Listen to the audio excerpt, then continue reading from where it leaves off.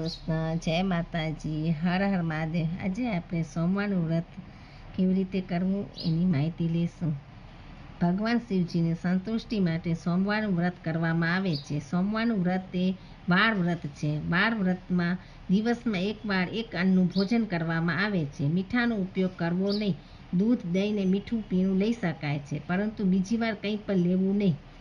આગલા દિવસે વ્રતનો સંકલ્પ કરવો જોઈએ। રાત્રે બ્રહ્મચર્ય પાળવું જોઈએ। સવારે સ્નાન કર્યા પછી વિધિપૂર્વક શિવની સંતુષ્ટિ માટે હું વ્રત કરું છું તેવો સંકલ્પ અવશ્ય કરવો જોઈએ। શિવાલયમાં અથવા ઘરમાં શિવ પૂજન કરવું જોઈએ। પંચાક્ષર જાપ કરવા જોઈએ। ભગવત ચર્ચા શક્ય હોય તો ભગવાન શિવજીના ચરિત્રનો પાઠ પણ કરવો જોઈએ। બને તો વ્રત કરનારે મૌન રાખવું। અને બીજું, છેવટે રજસ્વલા સ્ત્રી, નાસ્તિક, મલેશ અને શિવ નિંદકની સાથે વાત કરવી નહીં।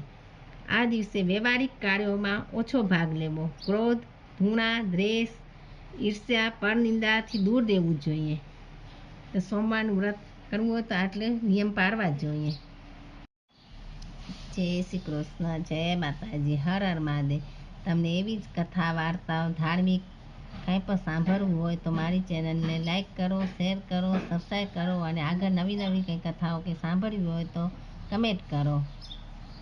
હર હર મહાદેવ।